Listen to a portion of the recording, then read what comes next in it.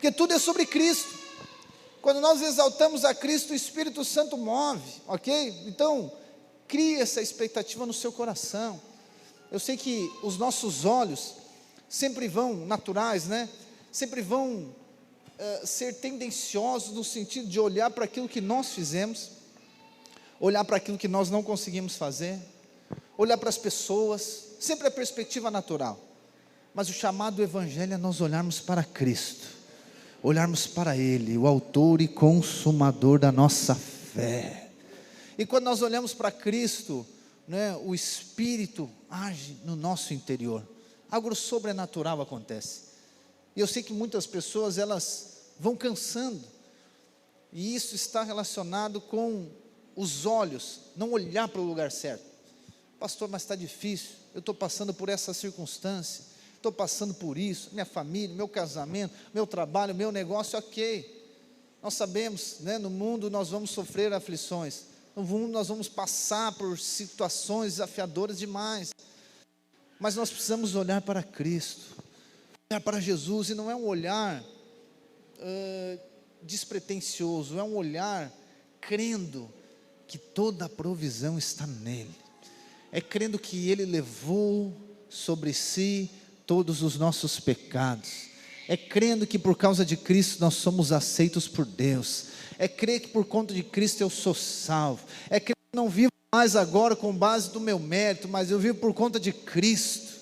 Essa é a mensagem da cruz, essa é a mensagem do Evangelho.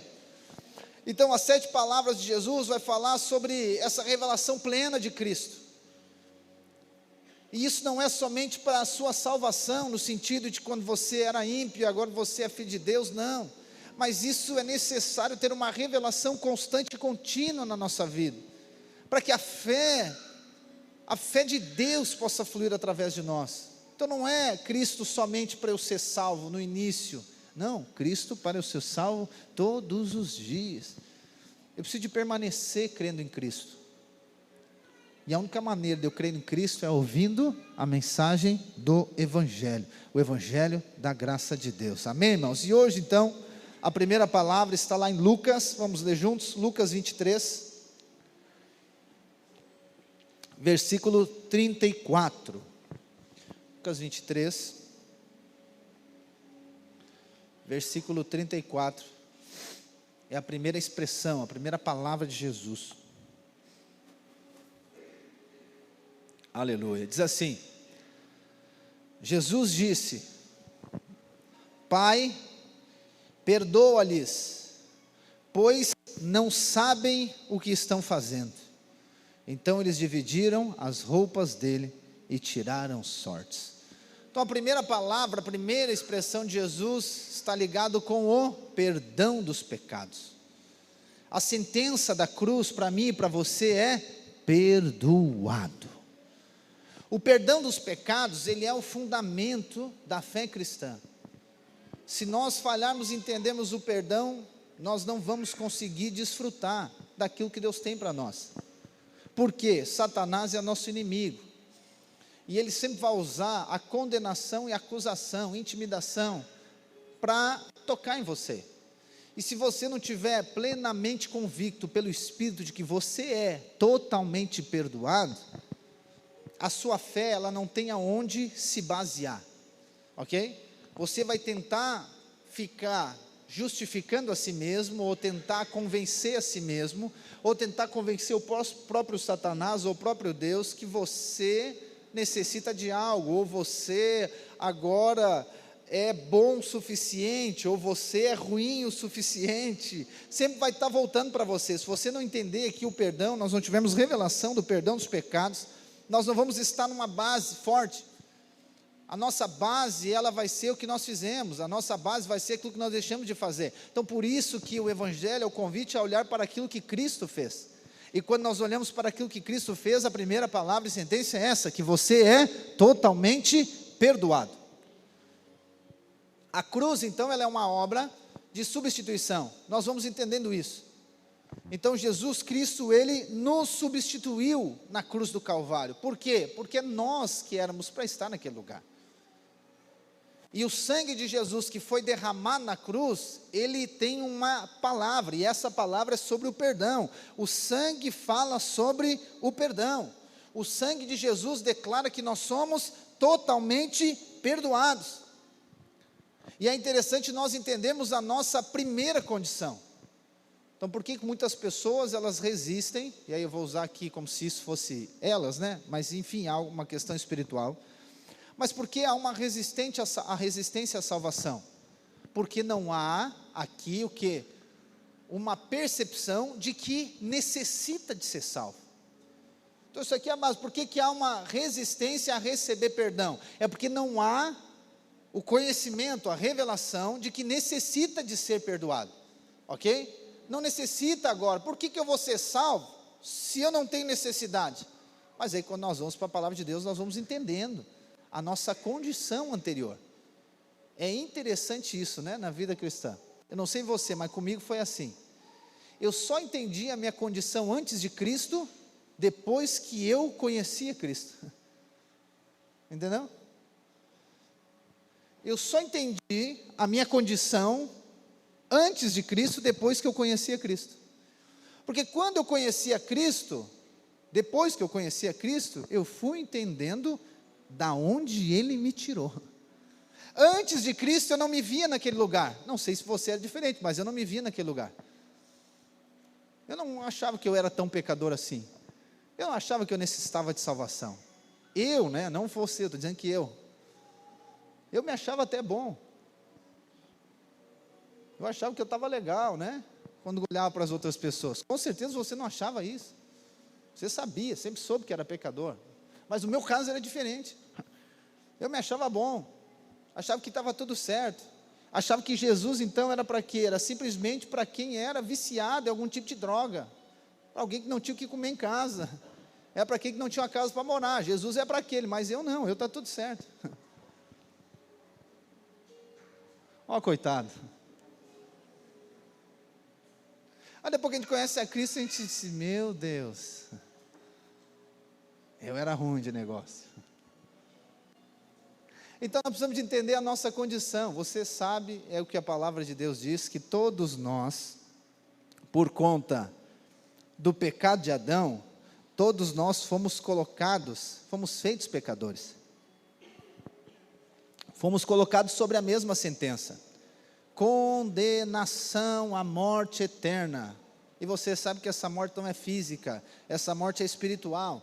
Toda a humanidade foi colocada sobre a mesma condição, afastado de Deus, pecador, inimigo de Deus, impossibilitado por conta do pecado de ter comunhão com Deus, impossibilitado por causa da sua condição de desfrutar da presença de Deus, de ter um relacionamento com Deus. Ou seja, a posição que nós fomos colocados por conta do pecado de Adão era de morte espiritual, longe de Deus. Essa é a nossa posição. Mas agora, lá em Colossenses capítulo 2, vamos ler juntos?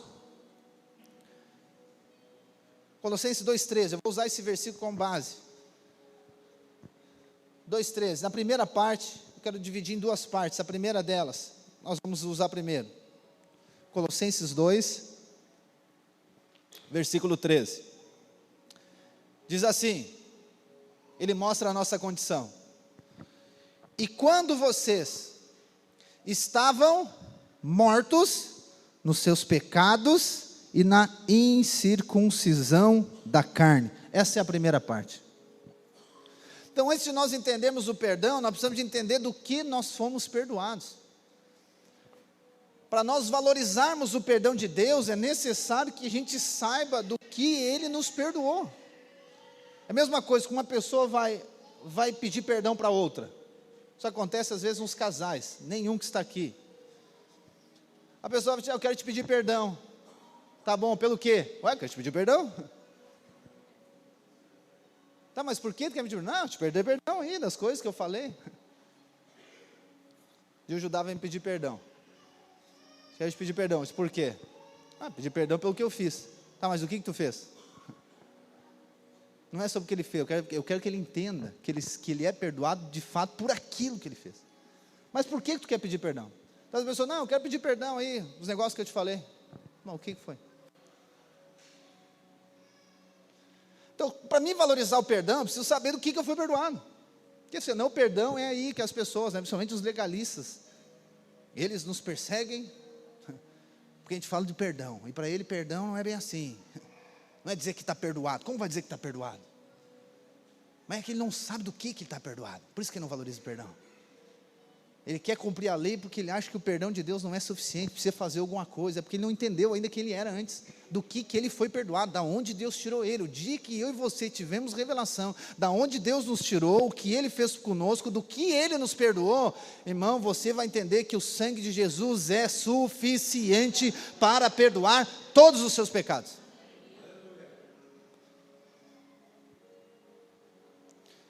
Então, quando Paulo diz que nós estávamos mortos nos nossos pecados, e é interessante que ele diz nos seus pecados, ou nos nossos pecados aqui, trazendo para nós, né? E eu quero separar nessas duas partes aqui, nos nossos pecados e circuncisão da carne, para nós entendermos um pouquinho mais.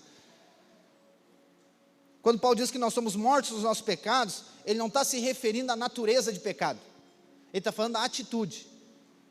Ele não está dizendo, porque você é pecador, não, ele está dizendo por conta dos pecados, ele está falando das atitudes.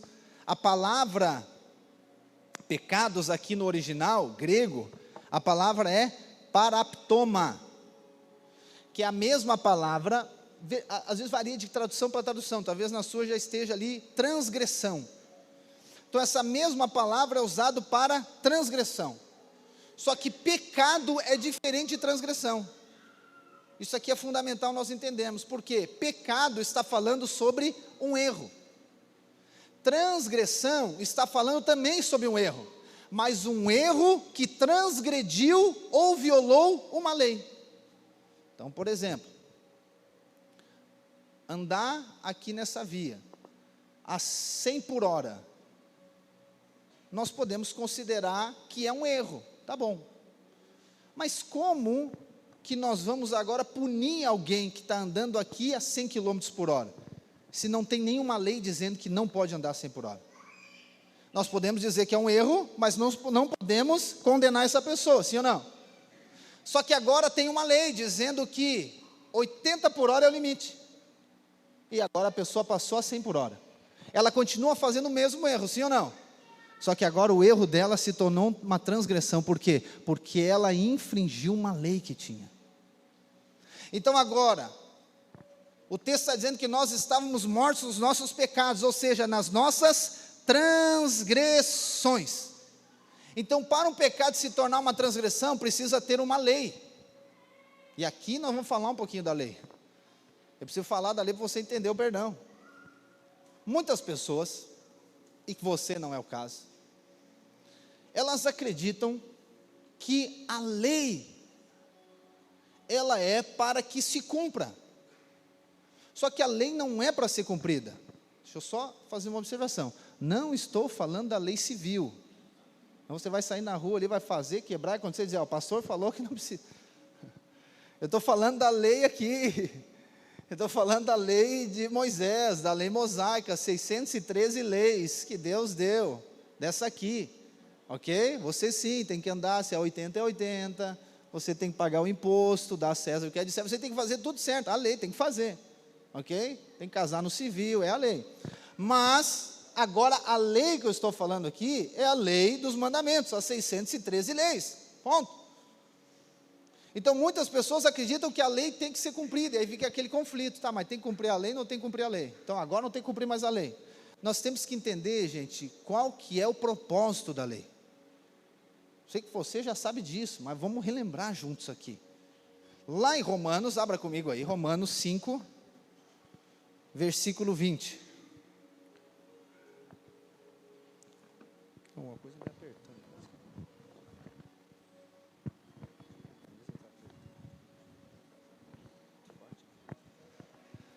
Romanos 5, 20. Bem curtinho esse versículo, diz o quê? A lei veio para que aumentasse a ofensa. Só a primeira parte. Volta. A lei veio para que aumentasse a ofensa. Sabe que palavra é essa ofensa? Paraptoma, mesma coisa, transgressão e pecado. Então qual que é o propósito da lei? A lei veio para aumentar a ofensa. A lei não veio para ser cumprida, ela veio para aumentar. Lá agora em Romanos 3:20. Mais um. Romanos 3, versículo 20. 2 capítulos antes.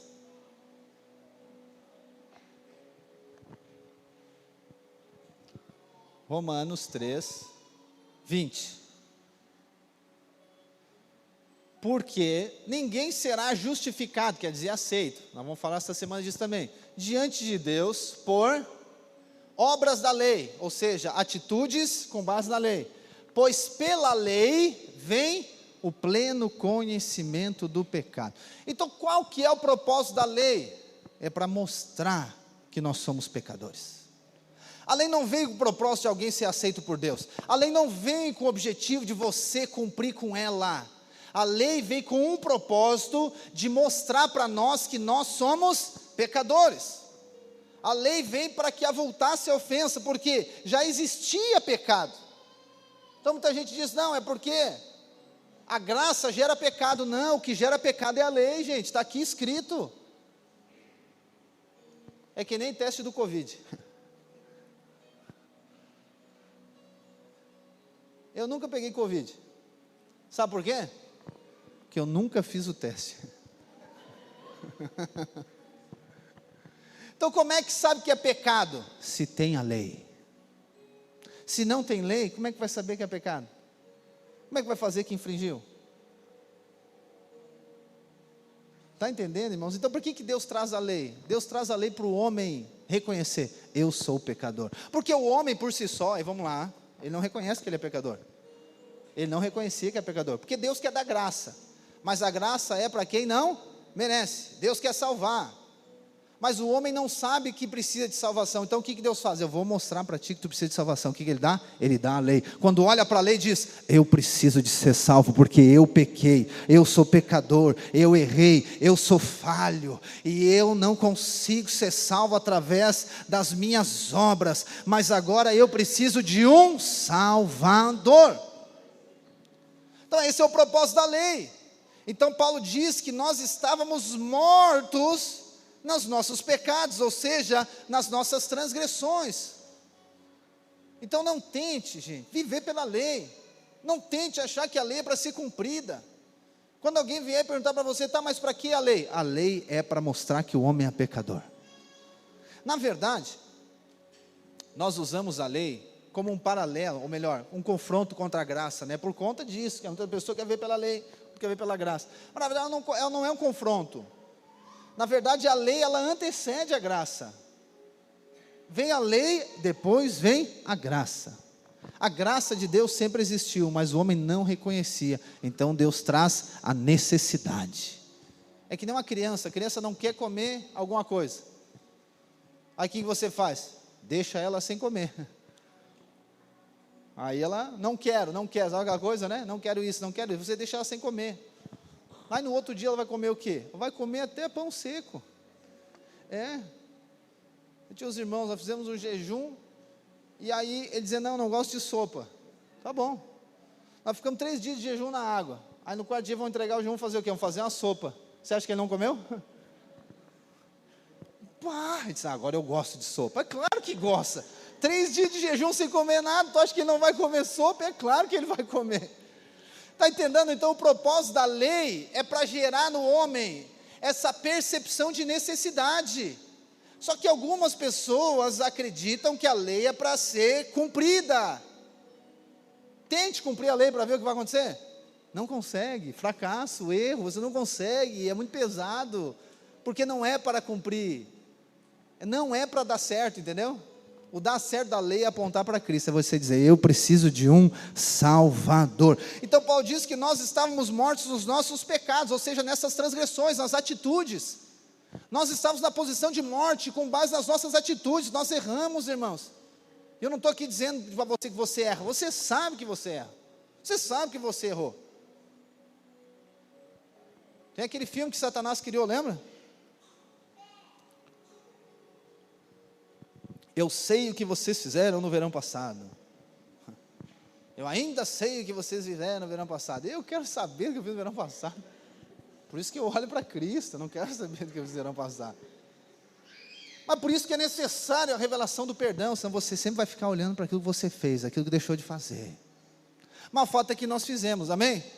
Essa era a nossa condição. Só que Paulo diz também, olha só que poderoso isso aqui. Paulo também diz que nós estávamos também mortos nos pecados, mas também na incircuncisão da carne. O primeiro está ligado às atitudes, mas o segundo está ligado à natureza. A incircuncisão da carne está ligada à natureza. Então eu e você precisamos de entender também, por conta do pecado de Adão, nós que somos descendentes de Adão, de alguma maneira nós estávamos unidos nele. Por quê? Porque nós viemos dele, a mesma natureza. Então, enquanto os pecados estão falando das atitudes, a incircuncisão está falando da nossa união com Adão. A circuncisão, eu sei que é um termo talvez um pouco diferente, ou você acha que ele é complicado, mas não é. A palavra é diferente, nós não usamos muito isso, né? No nosso dia a dia. Mas a circuncisão, ela aponta, na verdade, para a união de Deus com o homem. Eu vou mostrar para você, vou ler um texto aqui. A união de Deus com o homem. Assim como a incircuncisão aponta para a união do homem com Adão. Só que o que acontece? A circuncisão, primeira vez que ela vai aparecer na Bíblia, é lá em Gênesis, capítulo 17, se eu não me engano. Vou mostrar para você o contexto dela. Lá em Gênesis 17, Deus faz uma aliança com Abraão. Faz uma aliança. Abraão, eu faço uma aliança contigo. E a aliança de Abraão, ela é uma alegoria, ou seja, é uma imagem, vamos dizer assim, preto e branco daquilo que vai acontecer conosco agora, na nova aliança. Ali Deus dá os indícios da nova aliança. Só que Abraão também, ele se torna o patriarca de Israel, dos judeus, começou com Abraão, né? Marquinhos citou aqui Isaac e Jacó, que é a descendência, são os patriarcas da nação. Deus faz uma aliança com Abraão, o pai e o filho, né? Ali tem uma alegoria, e Abraão agora está numa aliança com Deus, porque ele creu.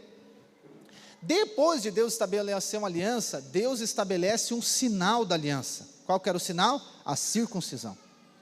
A circuncisão não é aliança, a circuncisão era um sinal da aliança. Então a circuncisão deveria ser circuncidado todo homem, todo macho nascido de Abraão, da casa de Abraão, a partir dele, no 8º dia, ele tinha que ser circuncidado. Para quê? Para separação, sabendo, esse povo aqui é de Abraão, esse povo aqui tem aliança com Deus, quem é circuncidado. Quem não é circuncidado, não tem aliança com Deus, não é do povo de Abraão. Só que isso aqui, como eu falei, é uma alegoria daquilo que acontece conosco a partir de Cristo. A verdadeira circuncisão, então, ou melhor, os verdadeiros circuncidados, são aqueles agora que nasceram, não de Abraão, mas aqueles que nasceram de Cristo agora, aqueles que nasceram de novo, e eles são marcados não na carne, eles são marcados no Espírito, porque o Espírito Santo agora habita dentro de você. Então é uma alegoria. Só que os judeus pegaram isso como essa lei, essa regra, e aí o que aconteceu?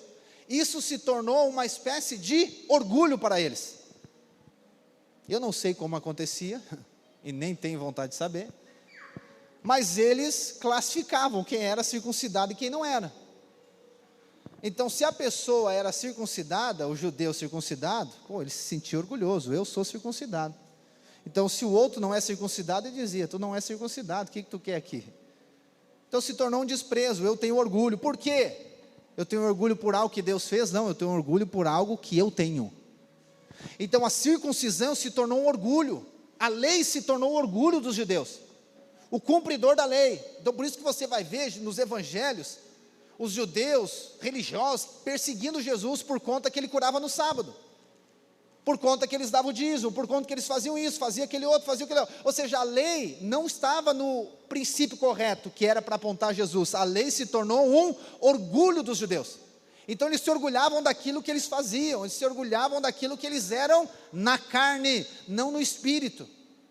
E aí a palavra está dizendo que eu e você estávamos mortos na nossa incircuncisão da carne. E a circuncisão gerava esse mérito. Eu quero ler com você lá em Romanos 2, versículo 25. Vamos ler.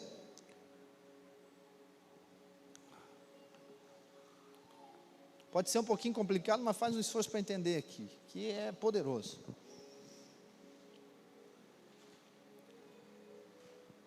Eu sei que você não é judeu, não somos judeus, mas nós temos a carne.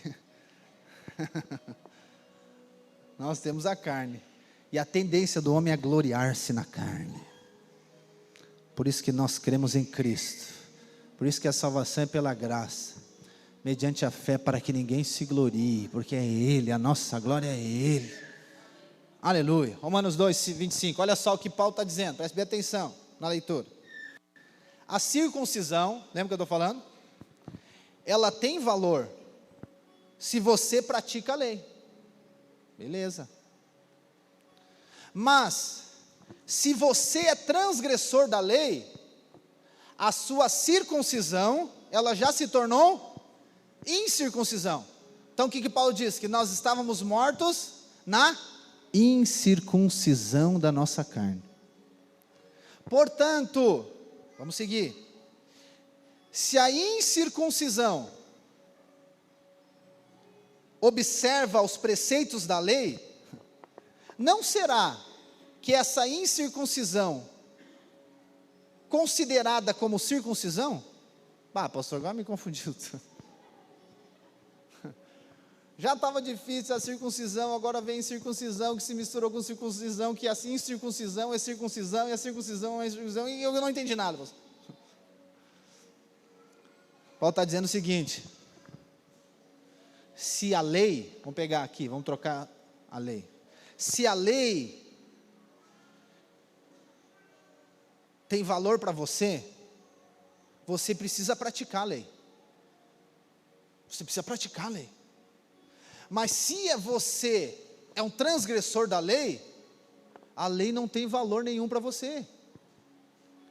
Aí Paulo quer dizer, então, para você que não cumpre a lei, porque ela não tem valor para você, porque se ela tivesse valor, você cumpriria. Você que não cumpre a lei, você quer cobrar os outros a cumprir a lei? E ficou forte aqui o negócio. Aí ficou forte. Você acha que cumpre a lei? Vamos lá, está dizendo, preste bem atenção. Você acha que cumpre a lei? Só que na verdade você não cumpre a lei. Nós olharmos a lei, irmãos, eu sei que a gente usa os 10 mandamentos, né? A gente não usa, mas quem usa a lei acha que é os 10 mandamentos. Mas são 613. Então vamos lá, o que Paulo está dizendo? Você que cumpre a lei. Vou usar aqui um exemplo, não é para ninguém aqui, é para outras pessoas que não vieram. É para nós entendermos, por isso que a gente fala dos outros, tá?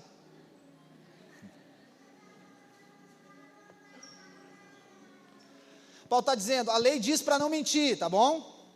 Ok, isso é legal. Paulo está dizendo, se você mente, quer dizer que a lei não tem valor para você. É isso que ele está dizendo.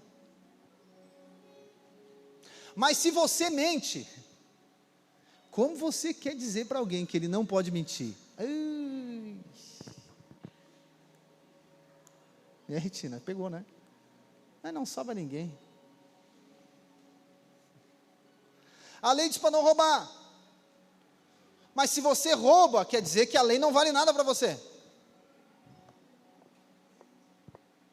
Mas tu quer dizer para os outros não roubar, sendo que você rouba. Pegado, né? Não é fácil ser crente, né? Não é fácil cumprir a lei. Só que aí se levantam algumas pessoas, quem Paulo diz, no meio de nós, de vozes, que eles vêm com a lei. Eles vêm com a lei.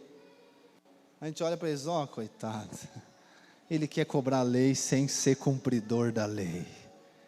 Então essa circuncisão dele, na verdade é incircuncisão. E Paulo diz que nós estávamos mortos nessa incircuncisão da carne. Nós não só que não cumpríamos a lei, nós achávamos que cumpria e queria falar dos outros que não cumpria. Ou seja, o sujo falando do mal lavado.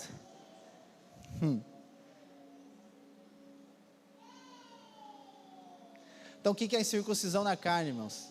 Paulo está retratando aqui que é o homem com a natureza depravada. Por quê? Porque ele está com Adão. Pecado. É o homem com a natureza depravada, tentando fazer alguma coisa boa, confiando na sua carne. Mas os seus frutos mostram que ele é e que tem uma natureza carnal e caída. Mas, pastor, achei que essa semana ia ser melhor. Mas eu e você, você está percebendo o Espírito? Eu não estou aqui condenando você. É uma questão de perceber, né? Mas essa é a condição da humanidade. Morto nos pecados. O que é pecados? As atitudes. Todas as atitudes. Pintou e bordou, a vida toda.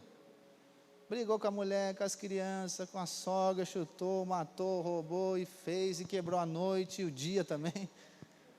Fez tudo, pintou e bordou. Incircuncisão da carne, achava que era bom, queria cobrar dos outros, mas era o pior de todos. Confiado na carne, na glória humana, queria falar mal ainda da igreja, do pastor, dos irmãos, dos políticos, dos empresários, dos vereadores, do não sei quem, das pessoas, do vizinho, do tio, da avó, queria falar mal de todo mundo. Mas a palavra está dizendo que nós estávamos na incircuncisão da carne, ou seja, carnal. As nossas atitudes mostravam que nós até éramos pior daqueles que nós falávamos. E aí queríamos confiar, por isso que eu falei para você, se você não tem revelação do perdão, você não tem aonde confiar, você não tem aonde se basear, e aí a justificativa é no erro do outro. Então é aquela criança que bateu no irmão, por quê? Porque ele também bateu em mim. É porque ninguém é perfeito, né? Sim, ninguém é perfeito quando é para você, mas quando você vai exigir do outro, quer que o outro seja perfeito, isso é incircuncisão da carne, é carnal, caído, depravado. A natureza do homem que está em Adão é caída, é carnal, é glória humana, confia nas suas obras, que a palavra de Deus diz que ela é trapo de imundícia, irmãos. Isso aqui precisa ser um convencimento nosso. Ah, pastor, mas eu fico meio ofendido. Sim, a carne vai ficar ofendida. Você acha que a carne vai ficar feliz quando fala dela? Não vai. Às vezes algumas pessoas dizem, pastor, quando o senhor fala assim que não tem nada de bom em mim, eu fico meio nervoso. Olha! Oh, glória! Ou às vezes assim, pastor, é que assim, na verdade, eu sempre fui uma pessoa honesta, até antes de Jesus. Digo, eu prefiro que ele fique bravo comigo mesmo. Porque quando ele ainda acha que tem alguma coisa de bom, quando ele vem assumir que eu fiquei bravo, ele está dizendo, ele mesmo já está dizendo, não tem algo de bom em mim, porque eu já fiquei bravo quando falou, imagina. Está entendendo? É a resposta. Mas quando ele diz, não, é isso aí. Aí tem algumas pessoas, não é, na nossa igreja, nunca foram e vieram, jamais. Não, pastor, aquela palavra de domingo era para o fulano de tal que estava do meu lado, eu só olhava assim.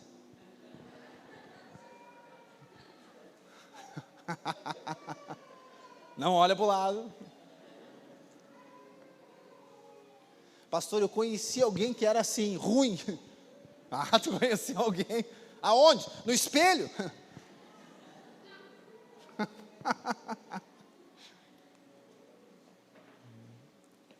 Oh, irmãos.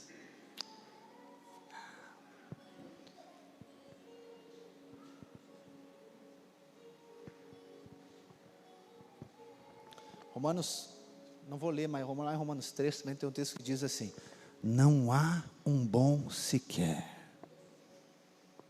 não há um justo sequer, ninguém é bom, ninguém, não existe nenhuma pessoa. Pastor, eu acho que alguma coisa tem de bom em mim. Pois é, mas é um problema isso, sabia? É um problema, quando a gente acha que alguma coisa tem de bom em nós, é um problema ainda, porque ainda você está confiando naquilo que tem de bom em você. Mas quando você entender que não há nada de bom em você, desculpa, em mim, não há nada de bom em mim, eu sou um pecador depravado, longe de Deus, incircunciso na minha carne, morto nos meus pecados e transgressões. Uau! Aí quando eu chego nessa posição, o que acontece? Colossenses 2,13, vamos de novo lá, aleluia, parte boa agora. Essa foi a parte ruim, tipo encontro, né?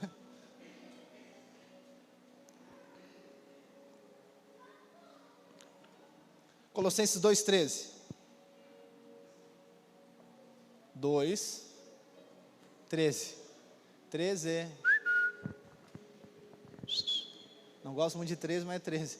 E quando vocês estavam mortos nos pecados e na incircuncisão da carne, essa vírgula aqui muda toda a história. Irmãos, essa vírgula aqui muda todo o cenário. Ele, quem? O Pai, lhes deu vida, juntamente com Cristo, fazendo o quê? Perdoando todos os nossos pecados. 14, cancelando o escrito de dívida que era contra nós, e que constava de ordenanças, o qual nos era prejudicial, removeu inteiramente, cravando na cruz. Deus nos deu vida, irmãos, isso aqui aponta para a ressurreição, e domingo nós vamos falar sobre ela, mas como a ênfase é perdão, o texto diz que Ele nos deu vida, como? Perdoando todos os nossos pecados. E eu fui fazer uma pesquisa hoje, eu pesquisei a palavra todos, no original grego, procurei também no hebraico, aramaico, procurei em tudo que é coisa. E sabe o que quer dizer? Por incrível que pareça, todos quer dizer todos mesmo.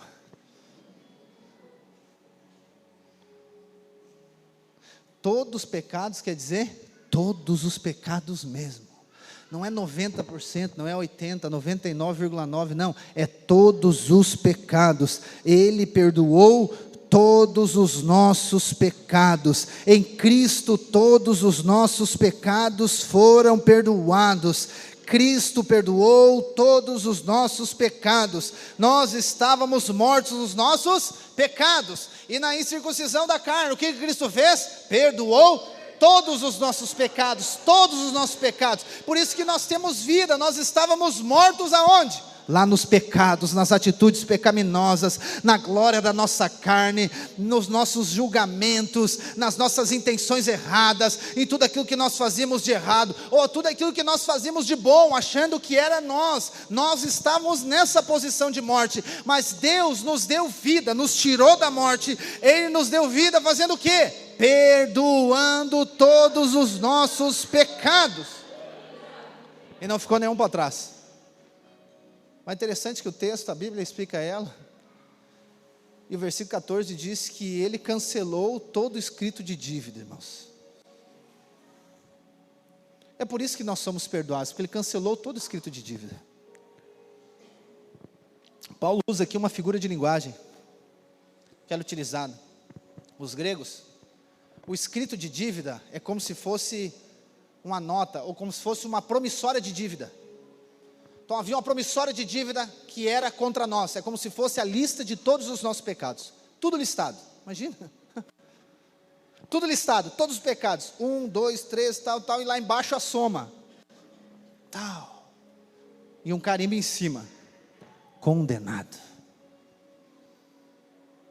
condenado aqui à morte, por isso que diz mortos, então, isso aqui era uma descrição da dívida que nós tínhamos, e essa lista de pecados, e aqui é interessante também falar, essa lista de pecados, não é que nós pecamos contra as pessoas, porque você sabe que o pecado primeiro, ele é contra Deus, então nós pecamos contra Deus, os pecados eram nossos contra Deus. Então nós tínhamos uma dívida com Deus. Então esse escrito de dívida é o que nos conduz para a condenação. Então por que nós estávamos na condenação? Por conta do escrito de dívida. Nós pecamos, transgredimos, adquirimos uma dívida com Deus, e a sentença é a condenação à morte. E você sabe, eu falei no início já, não é morte natural, morte espiritual. Então já nasceu na condenação. Não é que nós morremos depois, não, já nasceu na morte. Por isso que Paulo diz que nós estávamos na morte. Não é que nós iríamos morrer, nós já estávamos, mas Deus nos deu vida, fazendo o quê? Perdoando os nossos pecados, cancelando esse escrito de dívida que era contra nós. O que ele fez com o escrito de dívida? O texto diz que ele pegou o escrito de dívida, o documento, e cravou na cruz. Tá. Na cruz. Ele nos perdoou naquela cruz. Ele cravou na cruz a promissória de dívida, ou melhor, Ele pagou pelos nossos pecados. Como que acontecia? Os romanos faziam: criminoso que era sentenciado à morte na cruz. Acontece com Jesus isso, talvez você não observou dessa maneira. O criminoso era crucificado, executado na cruz. Havia um comunicado na cruz, declarando por qual crime ele foi morto. O cara cometeu pecado, matou 100 pessoas, estava lá escrito, matou 100 pessoas. Então na cruz era cravado a sentença dele, não somente que era a sentença de morte, mas o porquê que ele foi sentenciado. Sabe o que Jesus fez? Pegou a minha dívida. Jesus pegou o meu pecado, Jesus pegou o meu escrito de dívida, Jesus pegou a minha promissória de pecado, Jesus pegou a minha lista de pecado, e Ele assumiu no meu lugar, e colocou, e cravou naquela cruz.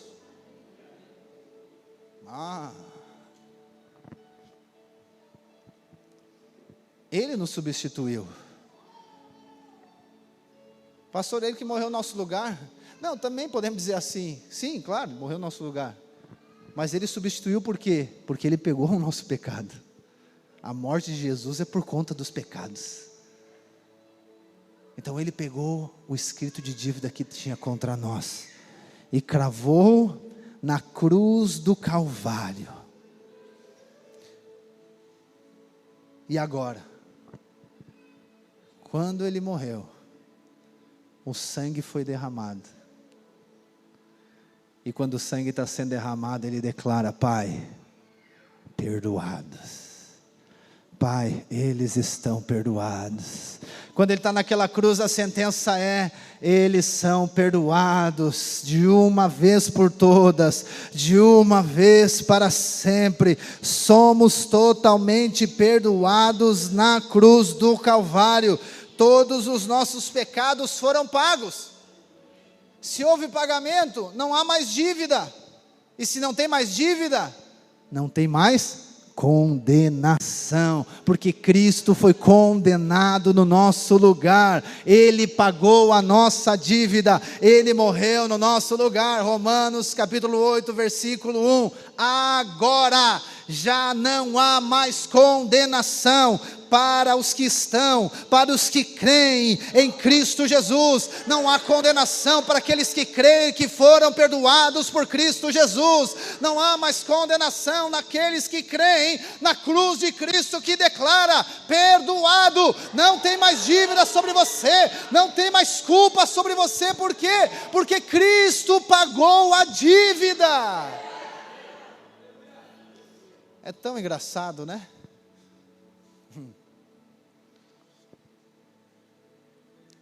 Quando nós, vamos nos incluir nisso, nós queremos ficar condenados, é totalmente antibíblico. É totalmente antibíblico, por quê? Porque já liberou uma sentença para você: perdoado. A sentença não é mais condenado, a sentença é perdoado. Pastor, mas eu não consigo perdoar. Pastor, eu não consigo me perdoar.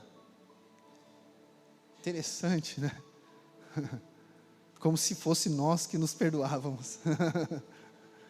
Pastor, eu não consigo perdoar a pessoa. É como se fosse eu, naturalmente, que perdoo alguém. Nós temos que olhar para a cruz, irmãos. Hebreus 12, vamos ler aqui. Eu vou finalizar aqui, nós vamos cear, aleluia.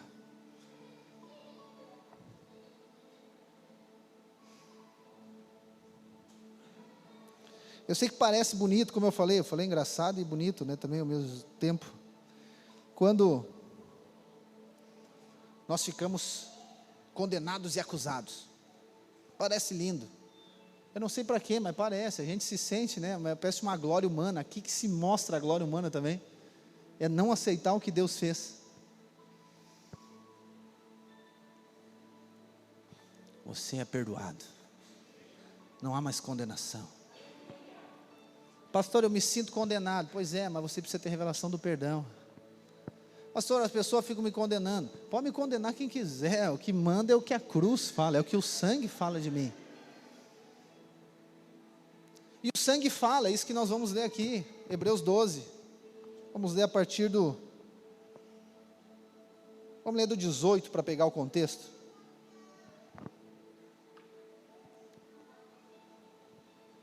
(12, 18), acompanha aqui. Ora, vocês não chegaram ao fogo palpável e aceso, à escuridão, às trevas, à tempestade, ao toque da trombeta e ao som de palavras tais, que aqueles que ouviram, isso impediram que não lhe fosse dito mais nada, pois já não suportava o que lhe era ordenado, até um animal se tocar no monte será apedrejado. Aqui está falando lá da experiência da lei, quando Moisés recebe a lei no monte. Moisés, na verdade o espetáculo era tão horrível, que Moisés disse, estou apavorado e trêmulo. Pelo contrário, está dizendo da antiga aliança, pelo contrário, vocês chegaram ao monte Sião, representa a nova aliança, a cidade do Deus vivo, a Jerusalém celestial e a milhares de anjos. Vocês chegaram à assembleia festiva, à igreja dos primogênitos, arrolado nos céus. Agora, vocês chegaram a Deus, o juiz de todos, e aos espíritos dos justos aperfeiçoados. Chegaram a Jesus, o mediador da nova aliança, e ao sangue da aspersão, que fala melhor que o sangue de Abel. Você precisa ouvir o que o sangue de Jesus fala. O sangue de Jesus fala algo.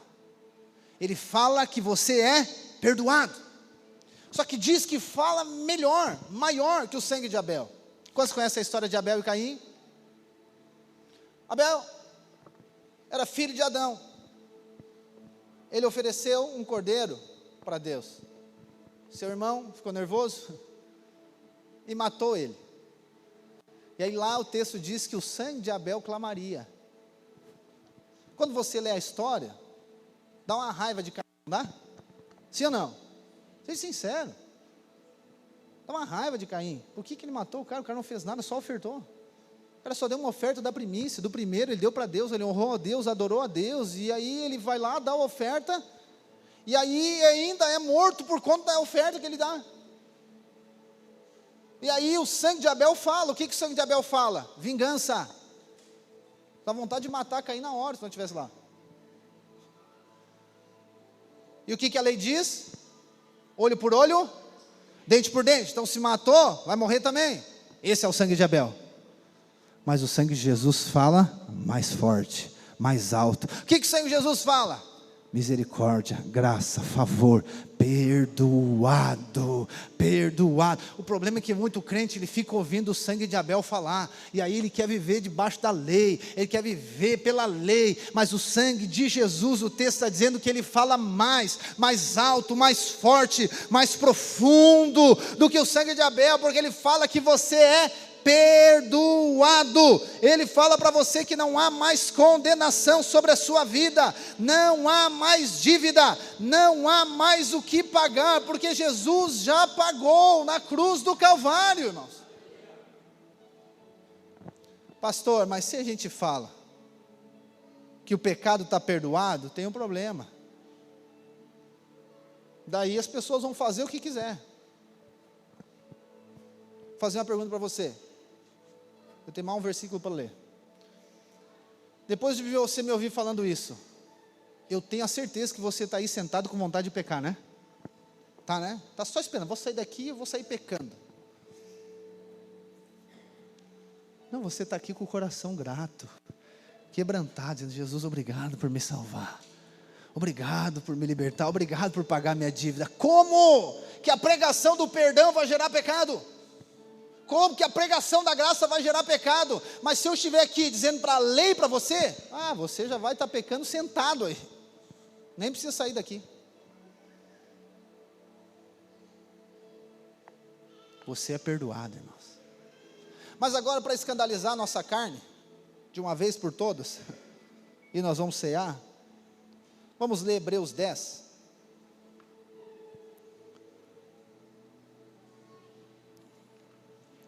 Por quê? O sangue fala do perdão, amém? Depois nós vamos cear com essa canção. O sangue fala do perdão. E muitas pessoas também, elas acreditam que o perdão é para os pecados que elas tiveram, só do passado. Então para hoje não vale. Então é o seguinte, pecou de novo, o chinelo pega.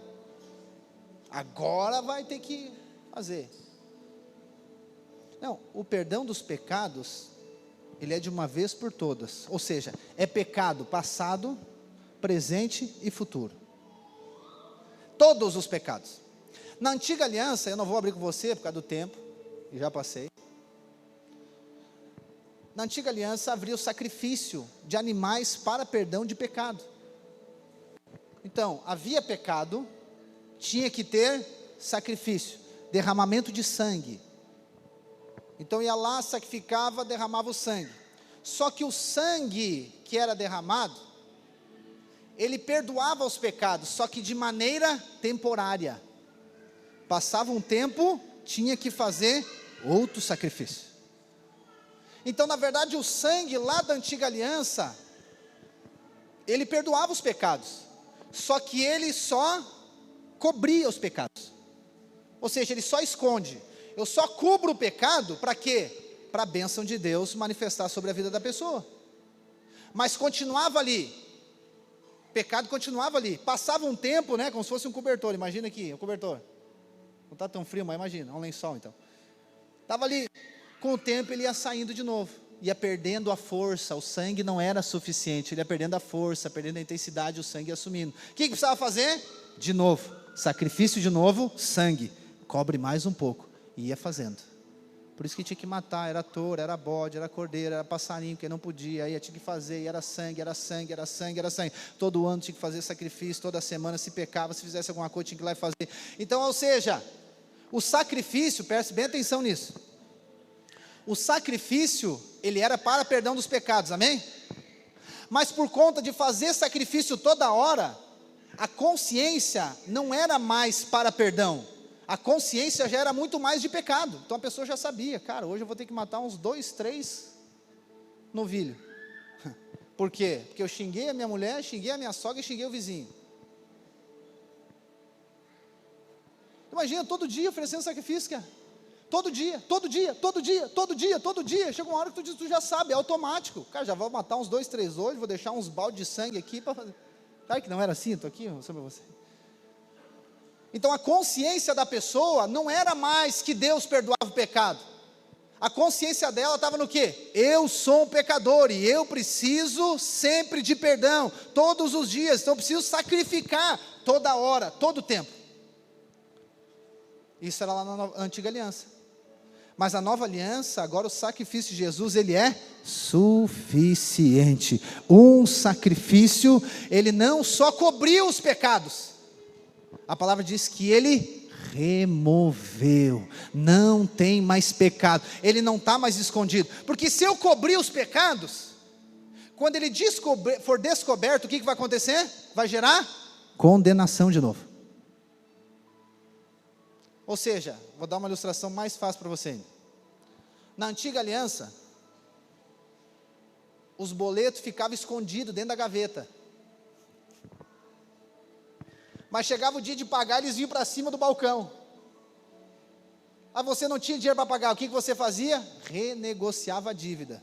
Ia lá e parcelava, de um boleto virava 4. O que fazia com o boleto? Engavetava de novo. É familiar boleto para nós, né? Mas aí chegava no dia de novo dele vencer, vinha o boleto. O que eu fazia? Cara, não tem que pagar, então você tinha 1, agora tem 4. Mas chegou, venceu o primeiro, então desse primeiro você faz 5 daí, agora. E vai indo. E esconde de novo, cobre de novo. Tá bom. E assim vai indo. Multiplicação de boleto. A antiga aliança era assim. Multiplicação de dívida. Parece que a dívida está sendo paga, não é? Eu sei que uma renegociação de dívida parece que está pagando a dívida, né? Ah, pastor, não fala dessas coisas agora.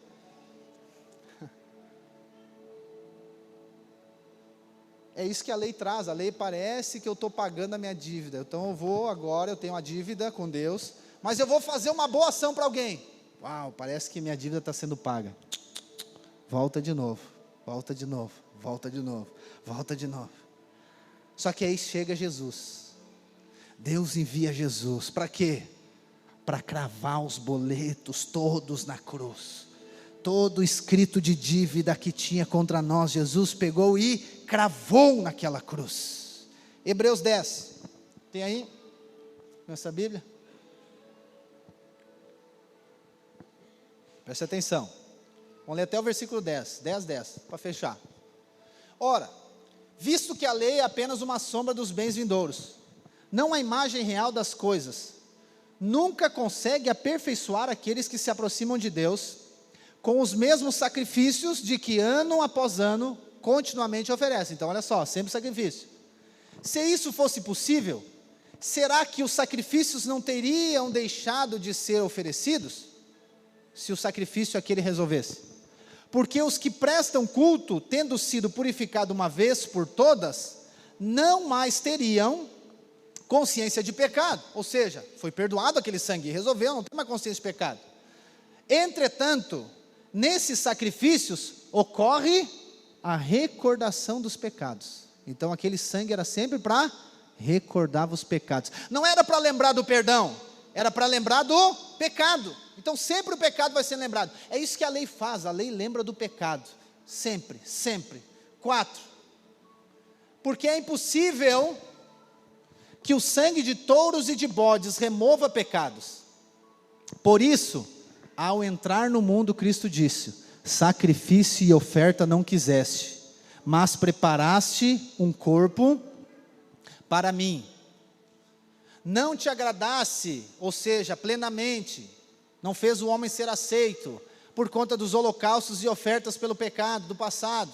Então eu disse, Jesus está dizendo: eis que aqui estou, no rolo do livro está escrito, a meu respeito, estou aqui para fazer, ó Deus, a sua vontade.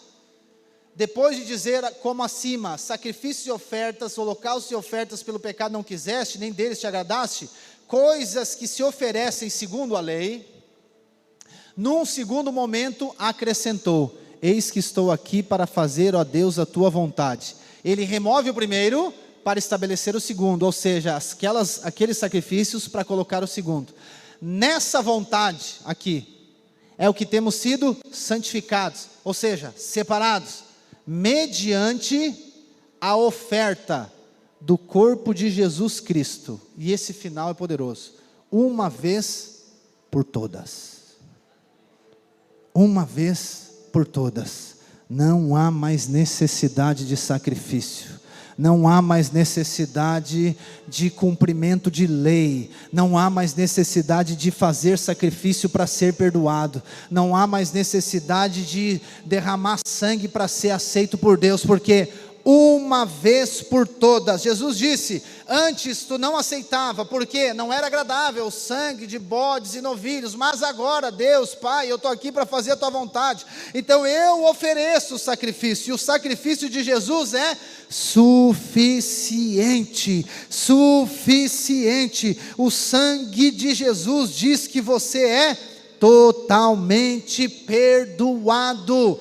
Não há mais condenação sobre você. Amém? Fique de pé onde você está. Aleluia.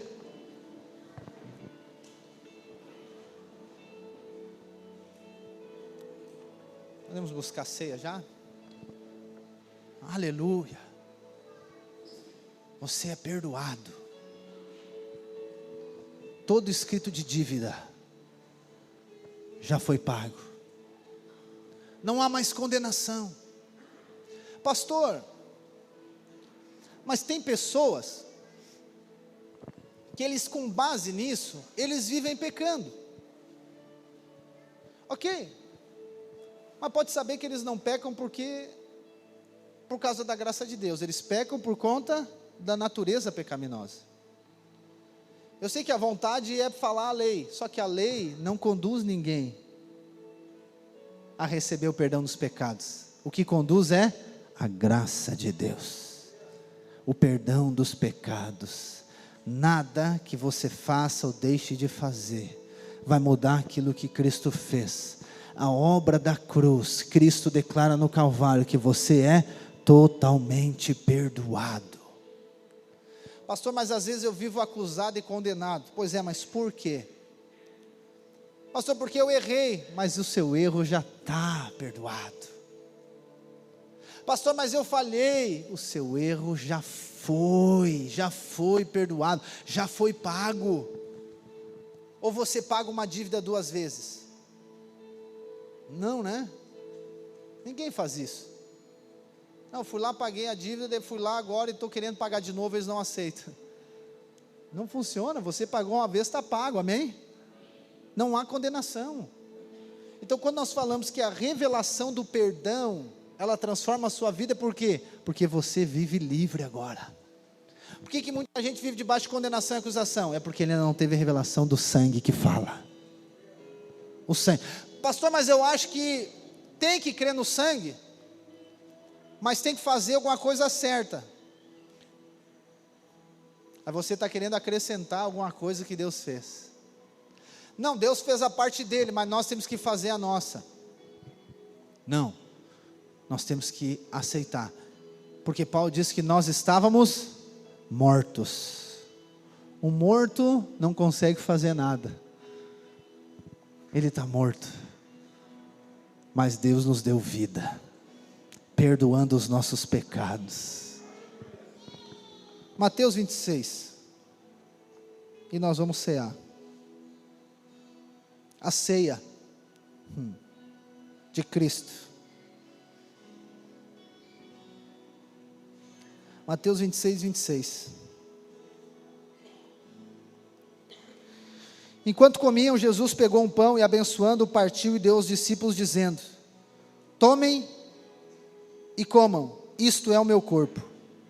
A seguir Jesus pegou o cálice e tendo dado graças, o deu aos discípulos dizendo: bebam todos dele, porque isto é o meu sangue, o sangue da aliança, derramado em favor de muitos, para remissão dos pecados.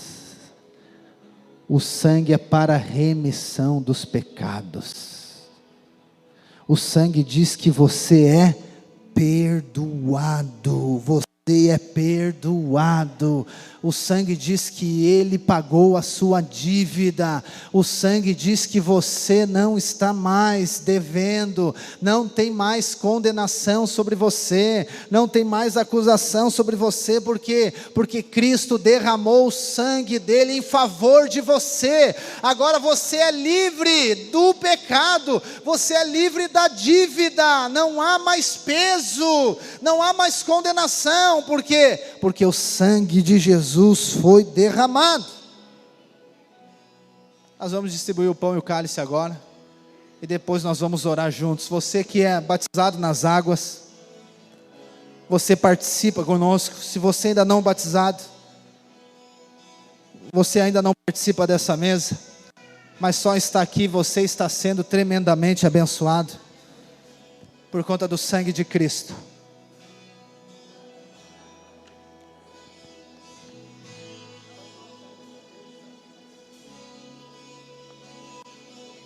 Você foi aceito.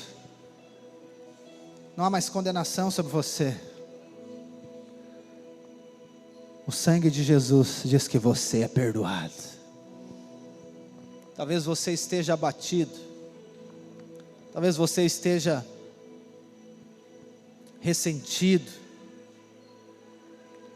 esteja desmotivado, mas hoje a sentença é perdoado, perdoado, perdoado, pela remissão dos pecados, pela remissão dos pecados.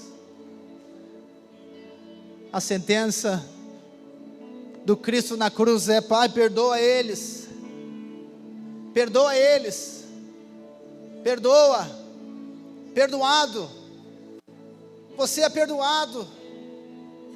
É Ele que diz isso, é o sangue que fala que você é perdoado, é o sangue dele, aleluia.